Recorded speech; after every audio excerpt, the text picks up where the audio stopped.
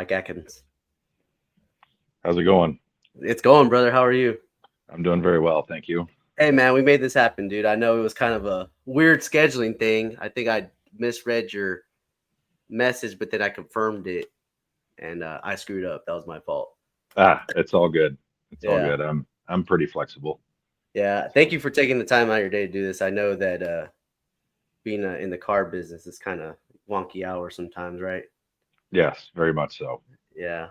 Um, So yeah, dude, this is my podcast. It's like I go over like people that were in the global war on terror, and I know that they said the war ended, but did it really? Because I had somebody on recently. They were in Iraq and like actively in Iraq while I did the podcast, so it was kind of weird.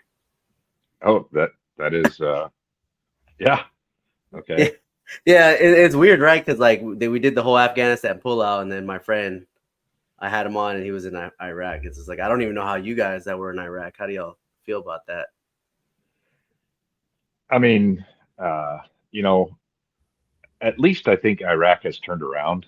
Hmm. From what I understand, I'd heard some rumblings of a show I think called 24 Hours in Baghdad, where they were just walking through the streets and it was just like a open marketplace and people were having dinner and I think regardless of my feelings of whether we should have been there or not, I think Yeah. when it was all said and done, Iraq was done much better than Afghanistan, obviously, and obviously it shows just based on what I've seen. No, you're absolutely right. And everybody that I know that were in Afghanistan and Iraq, they said that the Iraqis like really appreciated when you guys were over there. Like, yeah, you guys were fighting like a militia. Like you were there during the surge. Like you guys were fighting different militias and stuff like that. But like the actual people not involved were genuinely happy. Absolutely. I mean, I definitely, so I ended up learning a lot of Arabic. Hmm. And so a lot of times I got entrusted with talking to the families if we took over a house or whatever. And um, so I would sit with the families in Overwatch positions, um, a lot of the times just to keep control of them and to help comfort them and make them feel better. And once they kind of saw that I had done so much to try to learn their language, they really opened up and I got a lot of thank yous. I mean, I had people, show me hidden crosses that they had in their homes. Once they started to kind of trust us and trust me and our group, my platoon, I guess. Yeah. Did you like? I know I read some kind of your bio, but like, did you really it's kind of like it is kind of like hearts and minds though at the same time, right? Because you're gaining so much trust and everything too. I know it's kind of like a gray area. Like are we here to kill the enemy or what are we here for? Sometimes, right? Yeah, absolutely. I mean, there's the dichotomy of war in its an inherent nature that there's good and evil on, you know, Yeah, and or it was definitely a good feeling when they would say thank you, but there was, also the frustration like you're talking about at the other side when, we're sitting at the gate hollering to go, go, go, go, and we get yeah, held back or. yeah. It's funny you mentioned like good and evil because I know we were talking on TikTok earlier this week, and it's just like what a wild time we're living in right now with good and evil, and I don't try to get too political or anything like that, but you could just see like it's been weird like the past like 5 years, dude. I don't know if that makes Yeah, sense what I just said. Like, yeah. I mean, things have been getting odd, and I think, I'm going to stay out of the politics world, but I think, you know, we're just letting things go way too far and get way too silly, and just out yeah, there, you know. yeah. You know what I call it? We became too tolerant, right? Like granted, we you should be able to speak your mind freely, but you should just do it without repercussion of action. Like you shouldn't have to be in fear that you're gonna get beat up or in Mr. Charlie Kirk's uh situation where he was executed or assassinated. It's just like you should be able to say things because that's why me and you went over there and did what we got to do. Yeah, I mean, it definitely it struck a chord with me. My wife and I were discussing it earlier. She's obviously never seen anything like that, so she doesn't have any way to kind of express it or even process it. You know, um, and obviously that's the case for most of the world. So I Yeah, think it laid a very good amount of shock across the world just because people aren't used to seeing trauma like that, where something for us is I mean, I had it definitely brought back some stuff that I hadn't felt in a long time. Not to say I yeah, hadn't thought about it, but feelings was very weird, you know. yeah. You know what? Also, too, man, it's a wild time to be on the freaking internet, dude. Like it just like it was all over the place, man. It was, and you'd figure like TikTok or Facebook or anything, Instagram, it was everywhere. And what really got to me was how easy access children were probably seeing that stuff. And Yeah, they're not now. They're gonna be like growing up, and be like, dude, I saw him get assassinated on TV or whatever, social media, and that's pretty scary in its own too. Because like, I'm not saying that we need to censor things or anything like that, but I don't think live murders like that should be easily accessible. no, no, and I think that it was just thrown at us at everybody at such a speed that there's no way that anybody could catch up to it Right, or right. any kind of algorithms. I mean, it was just being shared and retweeted and you know, it was all over the place. You couldn't get Yeah, away from it. yeah. So we you fought in the war. How old are you? I am 47. Oh, 47. Okay. And so you were what, like maybe 21? You were what, 20, what, something? How old were you when 9/11 happened? So 9/11, I would have been 23. 23. Okay. Yeah. And so like you joined pretty later. Yeah, I was 25 when I joined. Okay. So how was your childhood growing up? Like, did you have people like your dad, grandpa, or anybody that was in the Marines or anything like that? Nope. My dad was in law enforcement. He was drafted um, by the Army, and then he actually tried to join the Marines. But Uh-huh.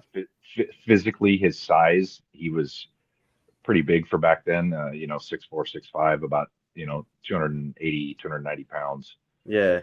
Size 15 shoes, they just were too big back then. Damn, it was a tank. And um, and then so the Marines wouldn't take him, Army wouldn't take him. So he eventually went into law enforcement. He wanted to do some kind of service. Although Yeah. you know he he basically told me that he thought it was a thankless job, or and that I should probably never do it.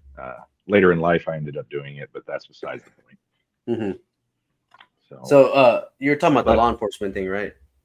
yeah, but my great uncle was in the Army, and my uncle on my mom's side was in the Army in Vietnam. But that was Yeah. it. I didn't have any immediate family members that served. Yeah. So growing up, like how was your childhood since your dad was still in a pretty stressful job? Um, Yeah, yeah, he was a child abuse detective and uh-huh. internal affairs. Yeah. Uh, quick funny story. The movie Cocaine Bear. There's actual portion of that is true, Uh-huh. uh, where there was a gentleman flying drugs from somewhere down South Florida or something up the eastern seaboard. He got caught, Yeah. um, and the feds told him that, hey, as soon as you land, you're going to be arrested. So he strapped on a parachute, jumped out of the plane. Well, parachute didn't open. He hit the ground in Knoxville, Tennessee, Uh-huh. and my dad was the lead detective or one of the detectives on that case of the pilot that started the whole Cocaine Bear movie idea. So he was Dude. actually he worked on that story. The evidence, the the pictures were Yeah. in my dad's hallway closet growing up as a child. Yeah. Man, that I haven't seen the movie, but it is I it haven't was either. I know it's on Peacock, I think it is, but I was been meaning to watch it. It's just that's pretty interesting though. Like, first of all, I didn't even know I haven't been to Tennessee ever. So I didn't even know there was bears over there. Oh yeah, yep, Oh yeah. up in the Smoky Mountains. Yeah, man, you've been all over the place too, man. So So with him being a child, you said a child abuse detective. Like, Uh-huh. how did that work with you at home? Like, did he like love you more, or was it really hard for him to open up because he was dealing with so much crap? I was too young to know. My parents got divorced when I was young, so Okay. and then my mom remarried. We moved away to Yeah. Nebraska. So I moved to Nebraska when I was 10. Uh huh. So and my parents had divorced probably around four, five, six, somewhere in there. I don't remember exactly Yeah. when it was. So we moved away from my dad. And so he stayed in Knoxville, and then we moved out. My sister and I and my mom and stepdad moved to Nebraska Okay. in 1989. And just normal childhood stuff, man. Just growing up, living, playing Yeah, sports.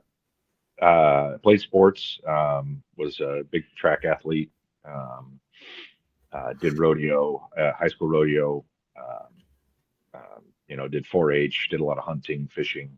Yeah. Had a very good childhood.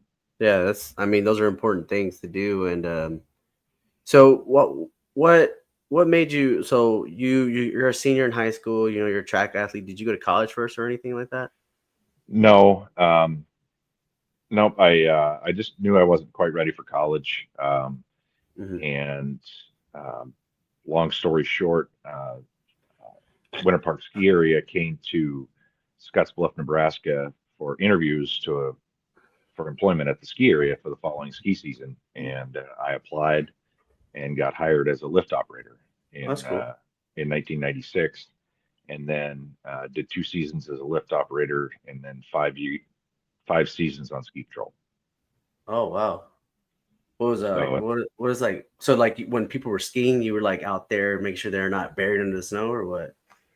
you know, there's a lot of mountain maintenance that goes into it. I mean, prepping trails, putting out signs every day. There's avalanche control.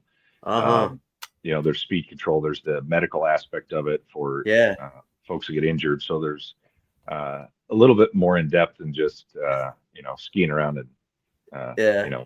waving. But I love the job, love the aspect of the service and helping people that were injured. Um, Yeah. you know, so You know, I'm actually kind of interested in this. So like what did you so what is like avalanche control? Like would you guys hit things down or you know what I mean to kind of like make sure that area is not like avalancheable, I guess. I don't really know the uh, word. so there's actually the art of studying snow and how it piles up and the different layers and so there's a lot that goes into it. But I mean, you can use just stomping. Um, you know, you can use bombs. They use TMT, trimethyltoluene, and AMPHO sometimes, depending on um, how big of a charge that they were wanting to do. Yeah. Um, I wasn't on the team very long, Yeah. so Man, um, that's a crazy job to have though as like a young man. Like you're doing so much to like you're doing so much for like the environment and to make sure people are safe. That's a lot of I mean, if you think about it now, being avalanche control, that's pretty it's a lot of responsibility to ensure that people aren't gonna get buried under snow, you know? yeah, yeah. I mean, luckily the snow, the avalanche, basically the managers of the avalanche program were awesome and Yeah. really, really knew what they were doing. Yeah. How long did you do that job for? Like the whole ski resort thing? The ski thing was just 7 years, Oh seven wow. seasons. Yeah, That's a long time, man. yeah, yeah. Oh, I, wow. I fell in love with skiing early on when I went the first time. Um, Early '90s, I remember going with my mom and stepdad up to Steamboat Springs, Colorado, and just being so excited, laying at wake at night and watching the snowcats go up and down the hill. Yeah. Um, you know, and then I just thought that it would be the coolest job in the world to become a lift operator. And then I got that job and realized that ski patrol was cooler than that. So I did that next. Yeah. What so it's for 7 years you did that job, like and you said 9/11 happened 2003. So you were in the job still when 9/11 happened, huh? Correct. Yep. Yeah. How did I you hear about it? Were you at work? no, this was still fall for me, so I was actually in between. There's usually a lull season where October really doesn't, September, October, not a lot happens, and I actually happened to be down visiting a friend. Um, in the Front Range. That summer I had spent in Nebraska, Yeah. um, and I was visiting a friend down in Boulder, and we had gone out for Monday Night Football, watched the Broncos down on Pearl Street in Boulder, Colorado, and college town. And woke up. He woke me the next morning and said, "We're under attack." And what is your first reaction after that? Like, I we didn't have a TV, so I didn't know what to do.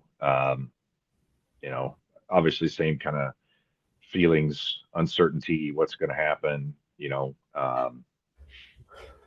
I, at that point, I wasn't quite, um, ready to join immediately.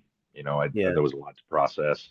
yeah, And then, so I ended up not making a decision to join until basically the invasion took place. yeah, Um, so I was actually watching what, come to find out, guys that I ended up serving with were the first ones to cross the LOD from Kuwait up. yeah, Um, so, lo and behold, I'm watching the guys so it was my Friday night, which was a Tuesday or Monday night. I always had Tuesday, Wednesdays off, yeah, and it was snowing like crazy, just piling up outside the door or outside the window. And I said, I'm going to quit drinking so I can get up and go skiing in the morning. And then right as I said that, I kind of turned, and that's when the TV was flashing, "Hey, we're invading Iraq." yeah. And it just It's a kind of couple hit years me. later. It hit me right at that moment that I was like, "What in the world have I done to deserve this life of skiing and drinking the greatest beer and just running around like I doing whatever I want to do?" And these kids, Yeah, literally kids, are over there fighting for my right to do that. So it was at that point that I had decided to join. yeah. So let's backtrack because I'm very interested to hear about how like so okay so when your friend woke you up, hey, we're under attack. Was it like on the radio or what was it? What was going on? Yeah, he getting up for work in the morning or whatever, he would just turn on the radio to see what's happening. Yeah, And so he hadn't left the house yet, and so he woke me up. He obviously didn't go to work that day. yeah, We tried to find a TV, so we ended up going to like Best Buy or something in Boulder and yeah. just standing there in front of the TVs and trying to figure out, like, What the hell's happening? yeah, exactly. Man, that's kind of intense though, because like a lot of people that I have on, they were so actually you're like one of the first ones I've had where you're a little bit older, right? Like you're like you're an adult already, but like you're younger, and Yeah, like everybody I had, they were either in the military already or like it was way before like we were young, and I can't imagine what your friend just wakes you up and you're like, damn, like I mean, we're under attack. I mean, like, what do you what? Like my first reaction would have been like, damn, I need to go join the freaking army. Like, you know what I mean? yeah, My first reaction would be like, damn, let's lock the door or something like that.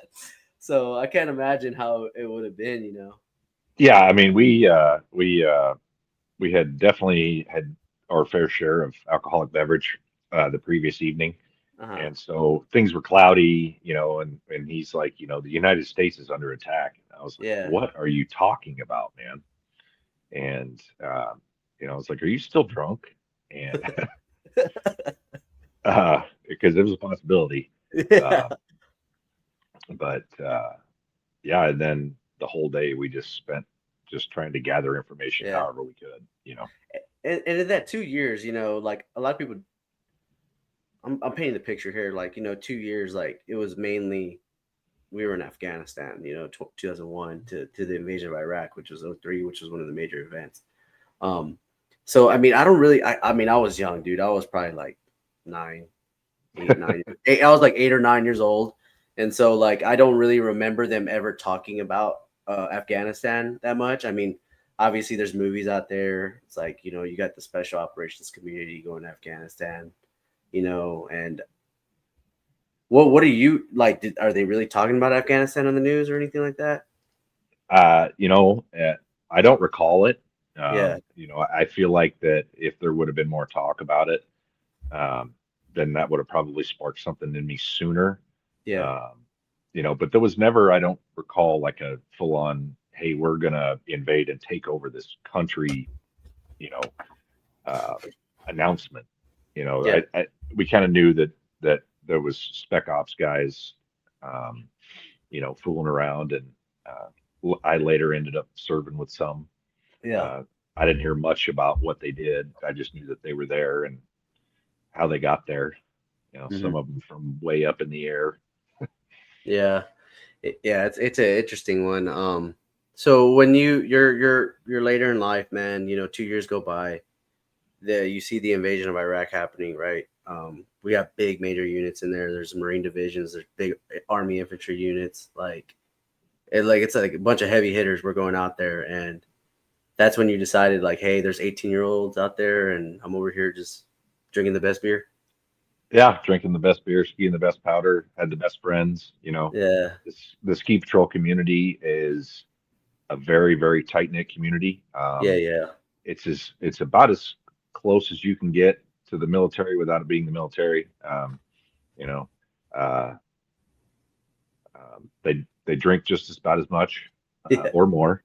yeah. And the camaraderie and all that's very, very similar. So Uh-huh. But did you know right away you were going to join the Marines, or like, hey, did you think about any other branch or no? absolutely not. I No.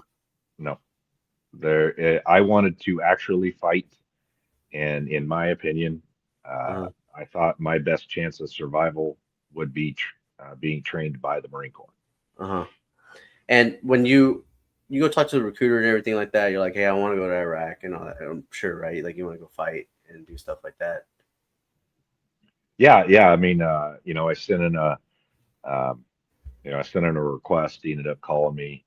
I agreed to go down there. And he does Staff Sergeant Jimmy Batters. I know he's out there somewhere. I think I found him on Facebook. Yeah. Um, I don't know. I can't remember where he was from, but Uh-huh. uh, it was just like, hey, man, I know what you're going to say. You're going to tell me I can have any job in the Marine Corps. I don't want any job in the Marine Corps. I want infantry, and that's it. Yeah. And and he was kind of like, hey, you are you nuts? And I'm like, no, why? He's like, we're at war, right? I said, that's the whole point, man. Yeah. And 0351, that's like anti-tank gunner, right? Or something like that. Yeah, assaultman. So small rockets, javelin missiles. Um, that's you can do some urban breaching. They teach you some urban breaching stuff. Water Yeah. charges, donut charges, cutting Yeah. charges, things like that. Were you happy with that selection that they gave you, or did you want to go be like a rifleman or something like No, that's exactly what I wanted. that? Okay, cool, cool. How long from when the day you like swore in that you were gone?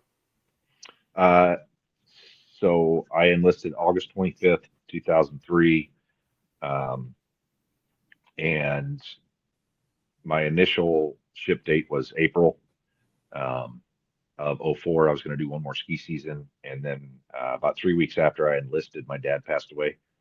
And so I just said, hey, I called the recruiter and said, get me on the first bus out of here. So I ended up going in December 8th of '03. Yeah. How did you feel going into the Marines with your dad just recently passing away? That sucked. My dad was in poor health for a lot of years, and he had a lot of, I think he suffered from PTSD from a lot of the stuff that he saw as a law enforcement officer as well. And, he suffered from alcoholism, um, Hmm.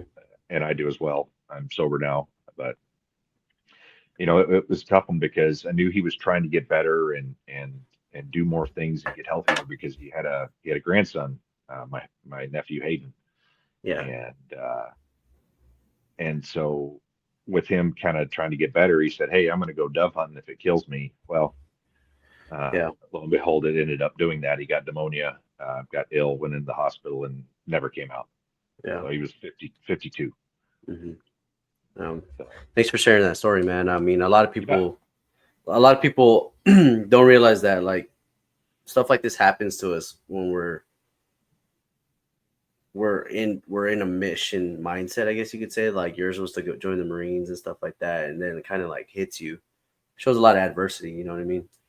Yeah, my dad, I said, "Hey, Dad, you're getting better." I know during the time I was in high school, you couldn't come to my track meets. He never made it to Nebraska to see me play football, run track, do rodeo, Yeah. 4-H. show horses, any of the stuff. So I said, I want you to promise me something that you'll be at my graduation in Uh-huh. San Diego. And he said, I promise I'll be there. And Yeah. so that's the part that hit me. And I did really well all the way through boot camp until like 2 or 3 days before graduation, and ended up losing my bearing in front of the senior drill instructor. I remember it. So So you're a young man, like what you said, how old were you when you joined? I was 25. 25. So were you in a serious relationship, or like were you, I only bring this up because it's a big commitment, Yeah, no. At the time, I was in a relationship. I would consider it serious. We ended up living together Uh-huh. prior to me joining. So Yeah. How are they feeling, like your mother, like your significant other at the time? Like how are they feeling, like, hey, you're going into the Marines, into like a war zone, like it doesn't matter how boot camp ends, it's like you're gonna end up in Iraq or Afghanistan. um, my mother was scared to death. Uh-huh. Um, there's just no two ways about it. I mean, she's this little tiny Southern woman, Yeah, yeah, uh, that loves her baby boy, yeah, and so she was scared to death. I can't say I remember a whole lot about what her name was Allison. I don't remember. I mean, I obviously believe that she was supportive, yeah, up to an extent, or something yeah, would have happened. I mean, um, she ended up canning me right like the night or 2 nights before we left to go to Iraq yeah. over the how phone. how, how was a we'll get to that later. How was a boot camp, like when you show up, like what's day one like over there? Um, I mean, just chaos, Yeah, absolute chaos. With my last name being AD, yeah, there's not too many more in the beginning of the alphabet. So I was always at the front of every line of everything. So I got picked for, I had the front, the rack closest to the quarter deck. I was always in the front of the line when it was alphabetical, so I got picked out a lot. yeah, So, but that was good. I was able to show my maturity pretty early on, yeah. um, and and attain squad leader or guide. I was back and forth. I didn't do the guide all the time, but it just depends, Mhm. how they switch back and forth between drill instructors. Right. Did you find it like any physically challenging? Because I know you talked about the mental aspect, but did you find it physically challenging? Um, no, not that. I mean, obviously, yes. I mean, I pushed myself to limits I was not aware that I had. Yeah, But being an athlete prior, skiing, not only skiing in the wintertime, but I did a ton of mountain biking in the summer up in the mountains.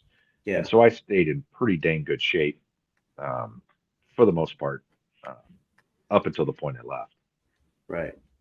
And so like let's get into like that where you talked about like you lost your military bearing. What happened? What was going on?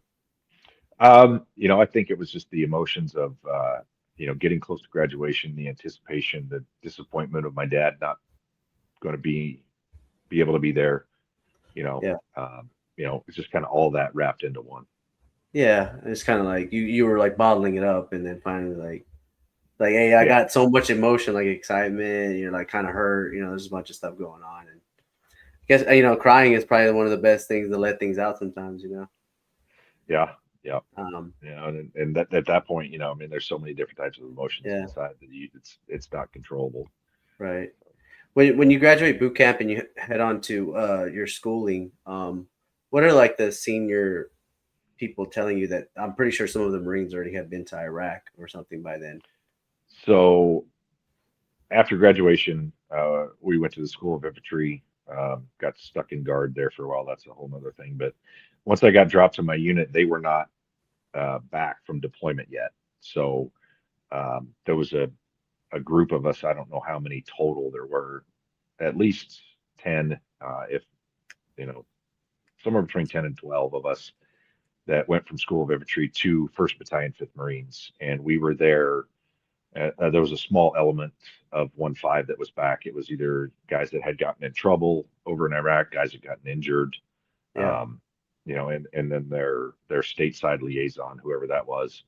Um, so there was just a few of them, and then that group of us that came over. So it was basically uh, ain't no party like a working party because the working party don't stop uh, Yeah. for about I don't know how a month and a half until they got home, and then Yeah. it was whew, It was kind of like a so like how is it when these guys come back? What kind of do you feel like what kind of culture they're trying to build there, or they a lot of them disgruntled? I mean, a lot of them went through hell on earth, dude. So like, what they are were that group of guys was somewhat well, it was very angry because they were made to back out of Fallujah after they had taken over half the city. yeah, And, they lost guys in what they thought may have been for no reason. I can't speak for them, and I yeah, won't. But, I know there was a lot of frustration. And so us showing up as kind of the replacement for some of those guys that they lost wasn't well received. right. Yeah, it's kind of weird, right? Like especially like this is something that I never really understood about NCOs is like, you're supposed to be I'm not saying they did this. I'm just talking about my experience like when I was getting ready to deploy, just got treated like shit, man, cuz it's like, hey, you never done it before or whatever, but I'm like, no, but I'm here now. I want to learn. And there's a lot of factors in here, anxiety, PTSD, anger. There's a lot of people that they lost. So it's kind of like they're kind of just want to take it out, and like you said, like we're they lost some brothers, and like who are y'all to replace them? Yeah, I mean, I think that there was definitely part of that. Um, you know, I had some really good NCOs, and you know, I got we all got jacked with, especially on field day nights. Thursday nights, the night when you gotta clean everything white glove Yeah, style. Um, yeah, you know, but I had some NCOs that protected me and another guy that I ended up being roommates with that were older, more mature. Um, so he was like, hey, don't mess with these guys. So we after a while, him and I kind of stood out. So we were able to get kind of put off to the side where we didn't get messed with as much. So we're not scrubbing the catwalks, the cracks in the catwalks with an AP brush at 2 o'clock in the morning while guys are throwing beer bottles at you. yeah. Damn, it's pretty interesting.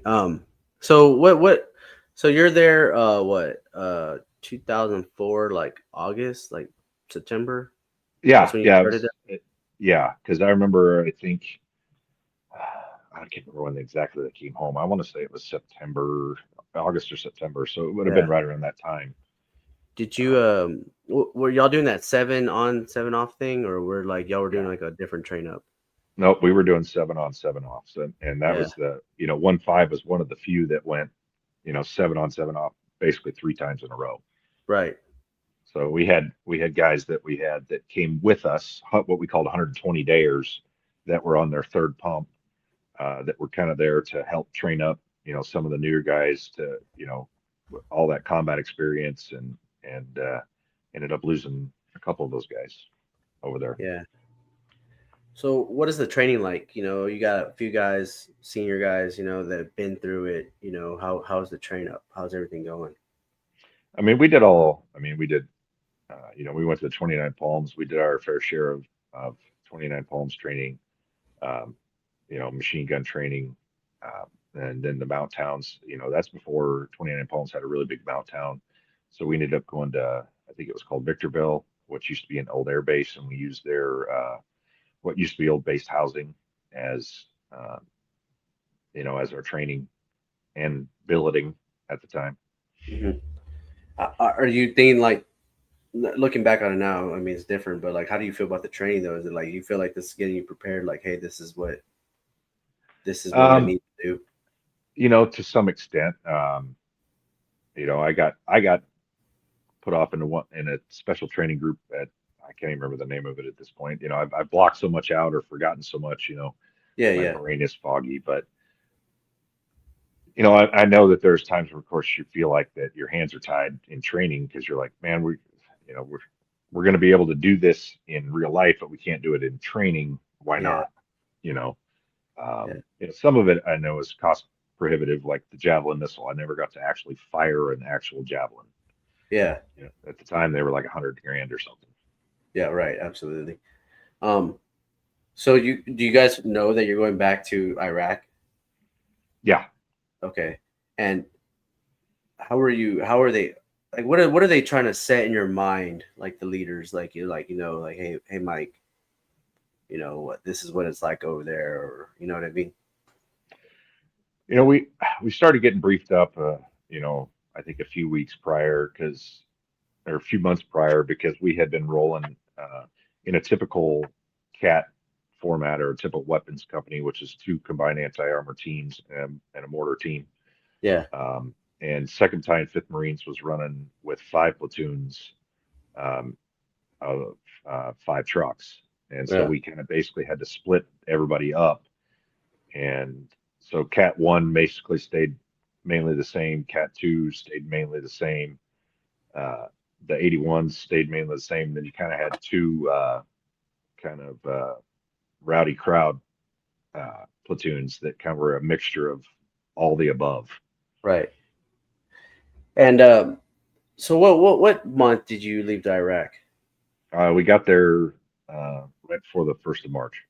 First March. How was like your block leave prior to that? Like, did you go back home to your mom and your family?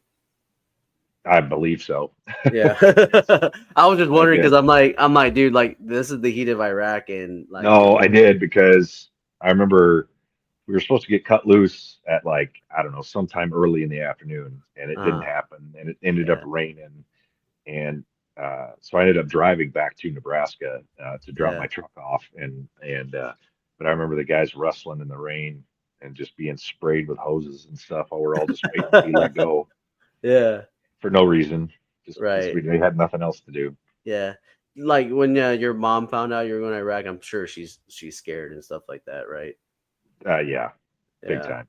I can imagine. And how are you feeling? Like, this is what you wanted to do. Like, do you have any type of fear in you or anything like that? Absolutely. Yeah, I think that if somebody said they're not scared, they're lying to you. yeah, You know, there's always the uncertainty. But I was ready. you know, I'd made, uh, I made the decision a long time ago that that's what I wanted to do, and I was going to follow through with it. And you know, yeah. When you guys head to Iraq in March, um, you guys go to where do y'all go first? Like, there's always like that. There's like Kuwait or uh, what is it or something like that. yeah, we went to camp. I don't even know what it was in Uh, Kuwait, and they shuffle you into this tent and show you this slideshow that tries to scare you that uh, you're in a war zone and all this stuff. yeah, Uh, and then as you're walking to the tent that they put the Marines in, which is about 6 miles past where they put everybody else, uh, um, they're telling us a war zone, but I'm watching guys in the ACUs walk by carrying dry cleaning and eating ice cream and eating pizza, and I'm like, this is a war zone. yeah, yeah. Kuwait wasn't like that anymore. What? So how are you guys getting to Ramadi? Are you guys like gonna go into like a Chinook or what is it like a helicopter? We got trucked in 7 tons Okay, from Al Assad, and then on the way out we took CH-43s. okay. How was it when you guys are getting trucked in? Like, are there like because like is there like up armored vehicle around it? Is there like up armor around it or There was there was armor about uh, 42 inches up the side, I would say. I would say yeah? it's quite 4 feet. So you Uh were kind of just sitting on sandbags with your kind of knees up a little bit, kind of with your rifle just pointed out into the sand dunes. huh. And let's paint the picture here, man. You guys are driving. I'm sure it's at night. Like, where you guys headed? Do you know exactly where you're headed to? Well, we knew we were going to Ramadi, but I mean, we didn't have maps or anything. We weren't Yeah, privy to the convoy route, or we were just at yeah, that point we were just bullet sponges. But I remember looking, we saw some old shelled out tanks, uh, some other blown up stuff, and I remember being just on edge the whole time, because it was right yeah, when you first get there. You're like, man, is Haji gonna pop out behind that sand dune over there? yeah. Um, yeah, dude. I can't imagine. And Are they telling y'all like, hey, we're gonna have like a fob, or like you're gonna be living out of the truck, or is there established somewhere? I mean, everything was kind of uncertain until we got there. I mean, we ended Yeah, up going to Camp Ramadi first before I got put on Hurricane Point. So I was at Camp Ramadi for, I don't know, 4 or 5 days, um, while they were doing the left seat, right seat kind of yeah, thing, doing the changeover. And then I got pulled over to Hurricane Point, which is it's a little bitty point that just sticks out into the Euphrates River. It's uh-huh. surrounded on two sides by water and a 12 or 14-foot concrete wall on the side that faces Ramadi, right Okay, down Route Michigan. damn. So like for people that are listening that are not that have never been there, like how big is that like size wise? Like this take reference of a football field, like half of it, or is it like Hurricane Point was, I would say, probably about half of the football field. yeah. It was a triangle, so try to do that math. But Yeah. uh, It's like a platoon size, right? Like that's what y'all are rocking. well, no, it was bigger than that. I mean, we had battalion on there. Uh-huh. Um, so the battalion commander stayed there, but all the battalion element, headquarters element, and Yeah. weapons company was there. Um, and then we had some motor T there because, obviously that's where all the weapons companies were. Uh-huh. So, but it was only 1-5. It was only, I think, H&S Alpha, and then weapons company on that, and then Charlie was at Snake Pit across the way. Yeah. How so what's it like, man, when you like first started there? Because you're probably what, like an E are you an E4 at the time yet, or no, you're still a No, doctor? not yet. I ended up getting promoted halfway through the tour. Yeah. Uh, So how was the so how's the tempo of the mission? Like what's going on? I mean, obviously, you're scared, scared shitless for a few weeks, uh, and it was quiet, and Right. that, was we were uneasy about that, but we are also knew what was coming, which was April 1st and the Arab Spring. So, and that's when things popped off. So, I mean, not really a whole lot happened. I think we may have hit our first IED prior to that, uh, which scared the living daylights out of you. But uh, you start conditioning yourself. Yeah. When you guys were like transitioning to the Hurricane Point and everything, what are they talking about? Excuse me, the fighters, because you did talk about April 1st. Are they telling you like the militia or like who it is? They were just telling you don't trust anyone. Uh, Right. you know, uh, don't trust anyone, especially if they're in tennis shoes. Um, he's there's good people here, there's bad people here, there's people that will pretend to be good, and then the next thing you know, they'll turn around and stab you in the back. So, Yeah. But like, are they telling? Obviously, Saddam's army's gone. Do they know that what militia you guys are fighting and everything like that? I mean, it wasn't defined.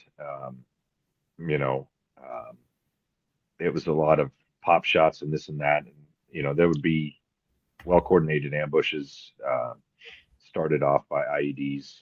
Yeah. Uh, but with us being QRF, most of the time we weren't actively patrolling. Yeah. Um, there was a side of the city of Ramadi that the army gave up, so to speak. They decided they weren't going to go there, period, anymore, and that was an area of Ramadi that was known for some of the worst activity down by the soccer stadium, Yeah. the Malab district, Uh huh. and so our weapons company ended up getting tasked with that being a AO, which is something that traditional weapons companies don't have. You're there for quick reaction force um, type action, you know. Yeah. So So were you guys are there like to like it's like a barrier to from the other side, right? That's basically what it is, or what? now more so, what they call the ski patrol showing the flag, or basically just presence patrols. We did a lot of Yeah. presence patrols, just trying to prevent more, insurgent activity there. Uh huh. Um, we had both insurgency and Al Qaeda. Yeah. we were real close to getting. I think we were real close to getting Zarqawi one day, or at least that's what we were told. Who was at the hospital, and we missed him by a short amount of time. Yeah. So what are you doing? Like you guys do some presence patrols, right? Because of the new area, right? That's what y'all are there. It's a show of force. That's what it is, right? Yeah, yeah. And how is it though? You guys getting like obviously you said there's coordinated ambushes and pop shots like April. Everybody knows like the summer over there. Like I don't care in the Middle East. Like, everybody gets hot. Everybody gets pissed off. Right? It's fighting season. And Mhm. how is it for you? You know, like this is what you saw on TV, and it's like, what's your reaction to all this stuff? Obviously, you can't at the time. You know, it's fight or flight, right? So Yeah, at the time I was wishing for a, hey, let's stand up and fight. You guys go over there, we'll go over here and let's fight. Enough of this, you know, chicken shit stuff. Um, yeah, I wanted it to be more of a gunfight at times. yeah, I'm an adrenaline junkie. Out, when I was skiing, I was jumping off of stuff and doing backflips and crazy things. So, yeah, I've always been an adrenaline junkie. yeah. They're so we're very IED heavy right now, right Yeah, in Iraq. Yeah. yep. So does anybody in your battalion or company like in your immediate area you guys get hit with an IED or anything like that? So my platoon as a whole, we hit 13. Uh huh. Um, and I mean, I can't speak for all of them, but I know one of the other platoon commanders, we just had a reunion here recently, and I think he said they hit 32 or 33 Damn, uh, son. when they were there. Yeah. So, um, I think our platoon was a lot of luck, but I also think we had a really awesome platoon commander that prepared us to, keep an eye out for odd things, on the sides of, attention to detail. He's very detail oriented, and so I think that's why we caught a lot and missed a lot of them, or avoided them just because Yeah. of training. So you guys are there for 7 months. It's everybody knows like fighting season. Does it just get worse and worse and worse the longer the deployment gets, like the fighting, or Um, you know, Once April 1st took off, I mean, there was some suicide V-beds, and then coordinated attacks throughout the city. So I mean, it wasn't just constant day in and day yeah, fighting, but it was the constant day in and day fear of being engaged in a full-on ambush at any given time. yeah, So it wasn't, but I think there was an average of 219 attacks per month on the battalion while yeah, we were there, whether that be small arms fire, mortars, or anything, yeah. IEDs. Yeah. How do you feel though? Like you kind of mentioned it earlier. Like, hey, I want to like do like the firefighting. Like, how do you feel? Like, this is not like, is it like you expected or No, not initially. We ended up getting into some gunfights for sure, and then I got my taste of it. yeah, But my platoon did a lot of raids too. So, yeah, I think all told, I ran 200 and some odd missions, and I don't remember how many uh, in search of HVTs, yeah, right, high value targets, somewhere around 25. So those that was what I enjoyed the most was the yeah. raids. Hey, I was gonna say, man, that's a lot of raids. Like that's just like countless raids. Like it's not a small number, and shit's exhausting. You're not like you're just fucking showing up in a car like a SWAT officer, and you're fucking walking, and then you're like, all right, let's go raid this house. Yeah, yeah. I mean, that was my favorite part is coming Yeah, together with the lieutenants and planning, and I ended up becoming a vehicle commander yeah, halfway through. Got promoted to a corporal, hmm, became a vehicle commander. Had my own guys under my responsibility to bring home, yeah. and you know, How do you feel about getting that responsibility? I felt like I um, was ready for it, and I also felt like I deserved it. Uh huh.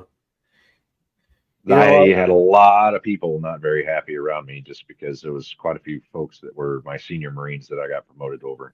yeah. I mean, dude. I mean, you don't get to pick and choose. Like when you're ready, dude. Like you know what I mean. And I Yeah, feel like or I mean, do the things that you're required to do to get promoted, exactly, and You Yeah. know, Don't be I a did them, they didn't. shithead. Yeah. Don't be a shithead. That's basically what we're saying. Like, be an Yeah, asset. Don't be a liability. When you're going through your deployment, man, it's 7 months long, and we talked about the hearts and minds thing. Do you feel like you guys were doing too much of that? at times, I think there was times that called for a little bit more violence than what we brought to the table. Hmm. Um, you know, uh, I have to be careful of who I criticize, who I don't. Uh, Yeah. you know, with this being out there to everybody. Yeah. No, I get it. I get it. I mean, yeah, it's kind of unfortunate, man. Like what we deal with, like I had a really good leader on here tell me one time, like ROE kind of like gets people killed, and I saw that, like 100%. I saw that a lot. And I'm not saying that we need to go out there and slaughter the whole town. I'm just saying that, like, let us do our freaking job, and then that's it. Like, it's hard walking on eggshells when you're in the middle of a war. Oh, and that was the theme of her body. I mean, it came to the point where we had to start with pen flares, and then you had to do this, and then you had to do that, and then you had to throw a flashbang, Yeah. and it was pretty crazy. Um, so Yeah. Ho- Okay, so you guys are getting done rolling up with your deployment. Like, are you like, how are you feeling though? Like, are you kind of like, I'm sure. Did you guys lose anybody? Like, all told, in the battalion, we lost 16, uh huh. um, and two from weapons company. One guy that it wasn't my roommate per se. We shared a head, so the barracks rooms had a room over here with two racks and a room over here with two racks with a head in the middle. And so we shared a head. So I obviously knew the guy pretty Yeah. dang well. We showered in the same room. Yeah. Um, so, Gary Rhymes, and then Evan Herrera, we lost from our company as well. So, Right. How are you feeling? Like, like you're coming to the end of your appointment and you lost some guys. Do you guys feel like mission accomplished, or do you feel like you did the job? I know we talked a little bit about the Iraqis being appreciative, but in the moments, are different. yeah, I mean, I think there was just excitement to come home. It was football season, hunting season. There was so many great things about that time of year to come home to. Yeah. Um, Yeah. I think we were all just, you know, I I can't speak for everyone, but I felt like we left some stuff on the table Hmm. in Ramadi. Yeah. So, Do you how do you feel in your career? Because you're a little bit. I mean, you're older than a lot of people. You're 27, I think. mhm, If I'm doing my math correctly here. you are. How are you feeling in your Marine career? Like, like, I want to go back. I want to keep doing this, or like, yeah, it's kind of like not what I expected. I did what I sought out to do. I mean, there was definitely a feeling of mission accomplished. The future of the Marine Corps I had left, open. Um, you know, I definitely had some options. But I mean, we ended up doing another deployment after I came back Yeah. from Iraq, so it was not a combat deployment. Did you And have to extend for that? what's that? Did you have to extend for that or anything like that? No, no, that was Extend your well contract? within yeah, it was well within my contract. Okay. So you guys are coming back. Another 7 months, right? Rotation, and so you're feeling good though. Like, I'm like, like, dude, honestly, like, I'll be straight up. Like, when I came back from combat as a medic, I was like, yeah, I went over there, I did my freaking job. Am I looking down on people? No, but I do have like this freaking persona about myself. So I get it. I get I it, know. brother. I know exactly what you're Yeah. saying. As a Yeah. ski patroller, we did a lot of the same things. I mean, obviously Yeah. not the trauma that you're, Yeah. our traumas were different than your traumas. Yeah. Seen a lot Yeah. of head injuries, seen a lot of, broken Yeah. bones, things like that. Not, Yeah. What I'm getting uh, at is, like, you as a young Marine, like, hey, I got this, dude. Like, I've led Marines in combat. yeah, I mean, there was definitely, there was definitely confidence there. I had a lot of people that looked up to me, younger Marines, and Yeah. I've always kind of felt like I was kind of a leader. you Yeah. know. So Right. And how was your next train up for your next your next appointment? Do you guys know that you're not going back to Iraq or? yeah, yeah. I mean, we knew we weren't.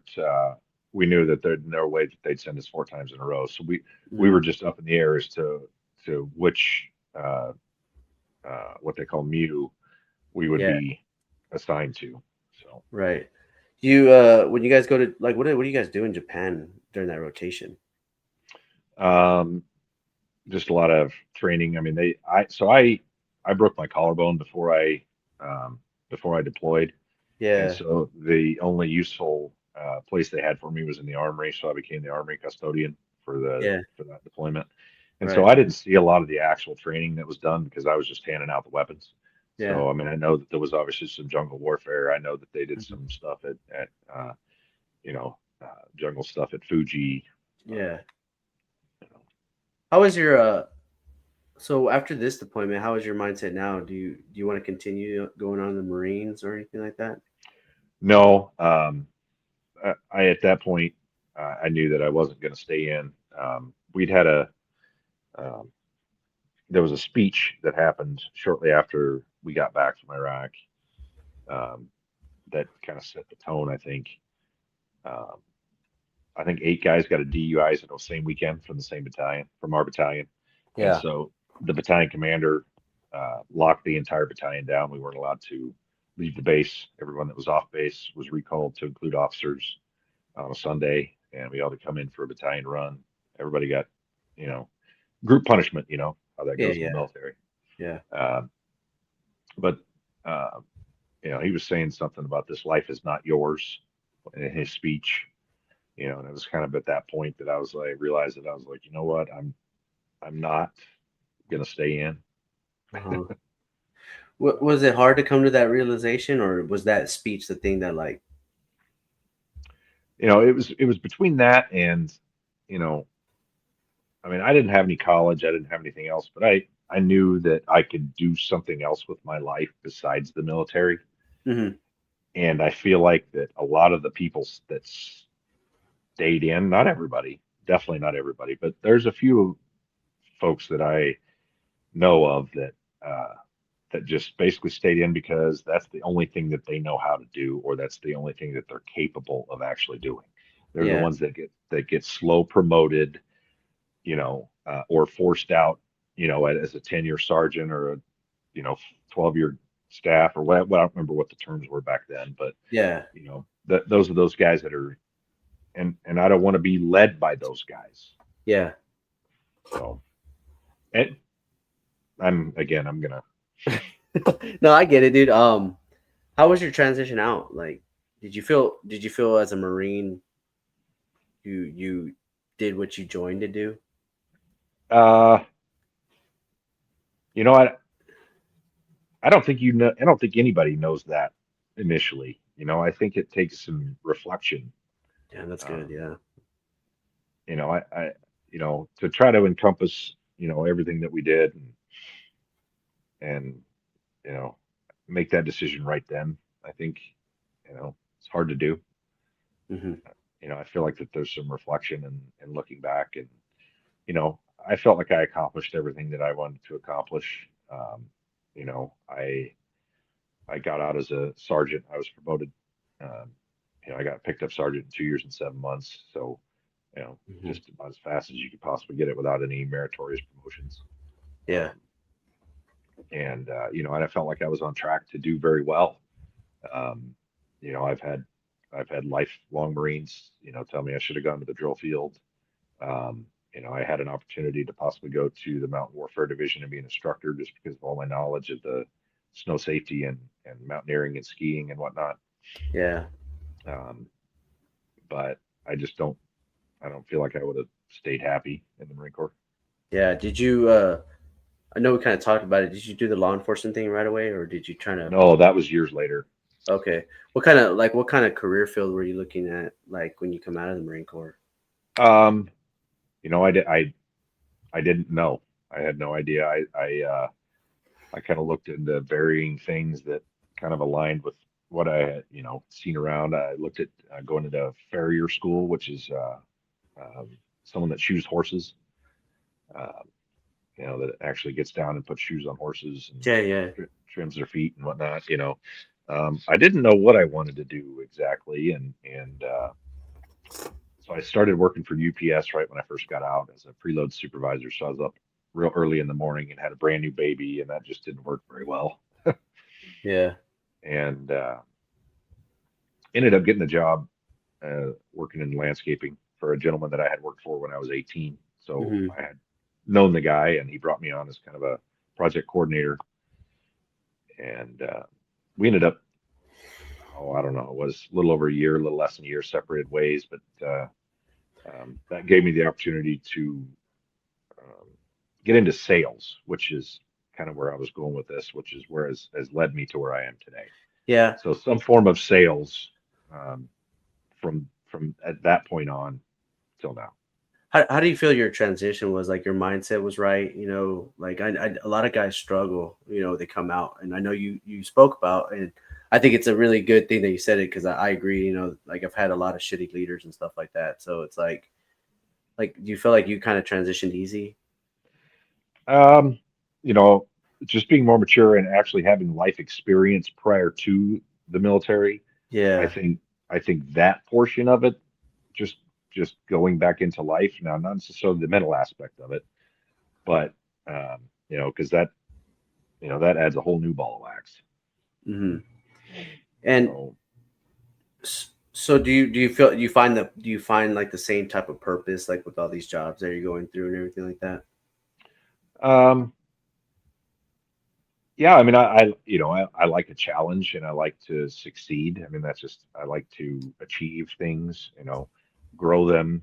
Um, I was able to do very well at Ditch Witch, which led me being recruited to go do something else, sell another. Um, I used to sell farm equipment, Yeah. irrigation farm equipment, Uh-huh. tractors and whatnot. Yeah. And honestly, the Marine Corps is what actually got me that first job in the Yeah. sales department.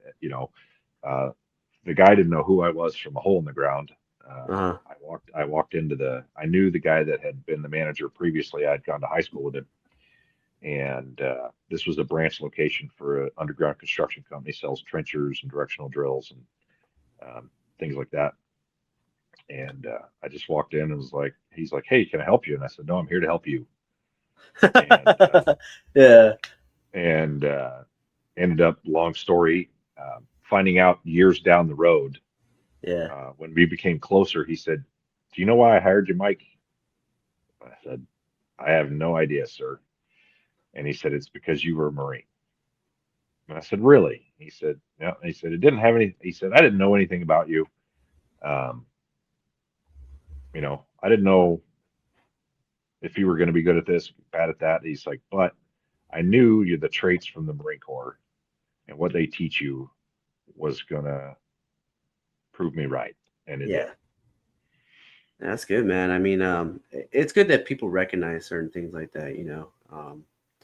What made you lead to the law enforcement aspect? Um, I was unhappy. I struggled with addiction. I won't hide it. I drank a lot for way too long. I've been through treatment uh, more times than I care to admit. Yeah. Uh, I just hit 2 years sober here recently. Um, Congratulations, so, man. there was a lot of struggles back then. Yeah. I obviously suffered from the nightmares and, you know, your typical PTSD symptoms that, that most have. You know, I, s- the nightmares and the night sweats and not trusting anybody and the hypervigilism and, um, you know, unwanted memories, you know. Yeah. So, and I turned to the bottle for it, which is the wrong way to do it. And, Yeah. but the reason I was unhappy with my employment, or at least I thought I was, and I was basically just unhappy in life. So I left sales, moved to law enforcement, thinking that it was my career that was keeping me unhappy, Right. and it wasn't. Excuse me, did you seek any other, like, type of help, during this time, besides the bottle, or you just kind of like, we're just going through the motions with it? Just trying to survive. Just trying to numb myself. Um, you know, at those times I felt like I needed to numb myself in the marriage that I was in. Um, Yeah. not only that, but PTSD. I did pretend to go to the doctors, just to spite everybody else, not to spite them, but to appease them. Right. So, but I was, a lot of times I wasn't, you know, would say I wasn't drinking or whatnot, and I would be, or I'd be, doing a virtual appointment, and I've got a coffee cup down here with Fireball in it, going, you Yeah. know. Did you did you feel like the police kind of like helped you, or So I did it had gone through, confirm anything? you know, I mean, I got back to the brotherhood that I missed, Yeah. um, and I that definitely helped out, um, but there was some animosity in the department a little bit, some newer guys come on but had previous experience.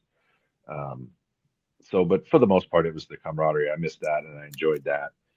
But, you know, the real issue was inside my brain, and I ended up, you know, I'd been sober for an amount of time and then fell off the wagon and wasn't doing well with it and ended up back in treatment again and then Hmm. resigning from the sheriff's office. Yeah. Yeah. I'm glad. I really appreciate you sharing all this. It's very powerful to hear somebody that's struggled with addiction and then came back from it, man. Like, and we have a lot of brothers and sisters out there struggling with this same type of stuff, right? Because of everything that we went through. Even though I know the war's been over 4 years, and there's no offense, but like some people like they served a long time ago, and it's still like ingrained in their mind, dude. And like you said, a lot of people they turn to the bottle, or they turn to pills. And like what would you tell these guys that like, hey, I know you're struggling, whether it be PTSD, like depression, it could be like a bad divorce or a bad marriage, like to not just kind of steer away clear from something like that. I'll tell you that you don't realize that all the harm that it does to you, and not just physical harm, the harm that it's doing to your mom, the harm that it's doing to your dad, to your kids, um, to everybody around you, to your employer. Um, you're doing everybody a disservice, um, and it's holding you back from being who you truly are capable of being. Hmm. Um, in I went from I was married for 2 months and I was kicked out of my house. I spent my birthday in a hotel hiding. I shut off my location, and it was not a good look.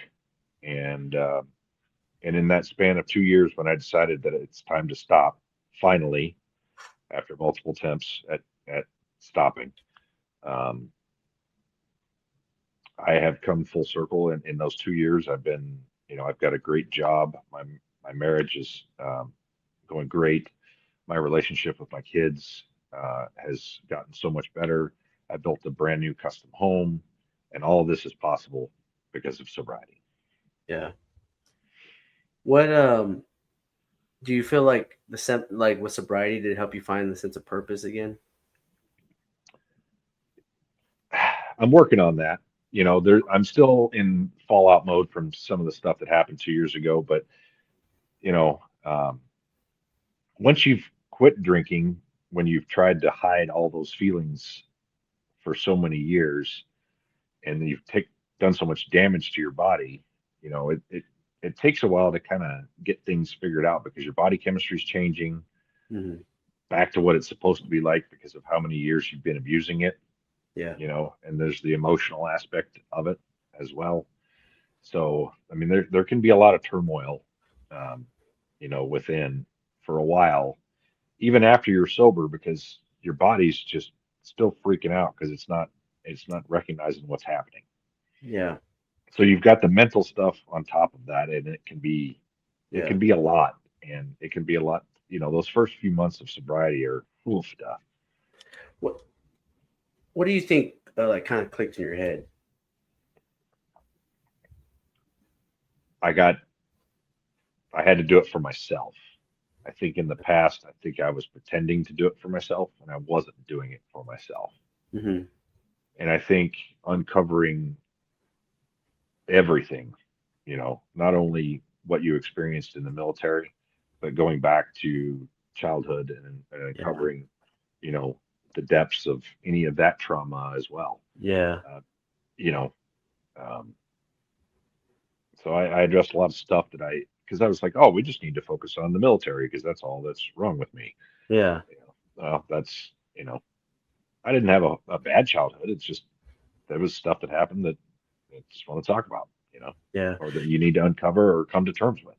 Yeah, dude. I'm glad you said that because I've said that prior on different episodes. Like the trauma that the military kind of just enhances, right? Like the other stuff too. Kind of just like you kind of just I call it like just spiral out of emotions. Like, yeah, I'm going through this, and then I start thinking about this other crap, and then I start losing control, right? And that's all you can do is just focus on what you can control. Yeah, absolutely. You know, Um, dude, thank you so much, man. I really appreciate it, man. Because a lot of people do struggle, and it takes a lot of courage to open up and speak about that stuff. and it's part of my healing as well. Mhm. I enjoy, you know, I can't say I enjoy telling my story, but I'm not ashamed to tell my story because if I can come out and be honest with it and be open about it, then maybe Yeah. somebody else will hop on that train or it'll inspire somebody else to want to do it.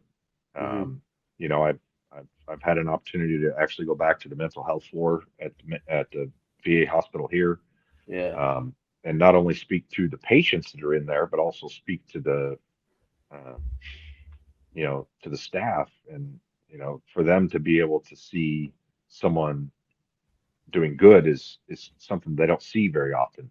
Right. They see a lot of revolving door repeating offenders. They don't Yeah. see a lot of success stories very often, and so What's up, everyone? I just want to hop on here real quick and give a quick shout out to our sponsor, Fleming's Cleaning. Go ahead and use code word GWOT13 for 10% off your next residential or commercial cleaning. Also, if you haven't done so already, please go ahead and subscribe to the channel. If you haven't done so, go ahead and hit Spotify up and follow there if you like to listen to podcasts on the road. Also, go ahead and follow our major socials on Instagram, TikTok, and Facebook at the GWOT Goons. Share this content, please.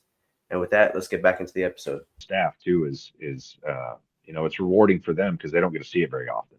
Uh-huh. They see a lot of repeat offenders, revolving door. Yeah. Somebody goes out, they get sober for a little while, they get drunk, they go back in, they detox, they're on, and then they just Right.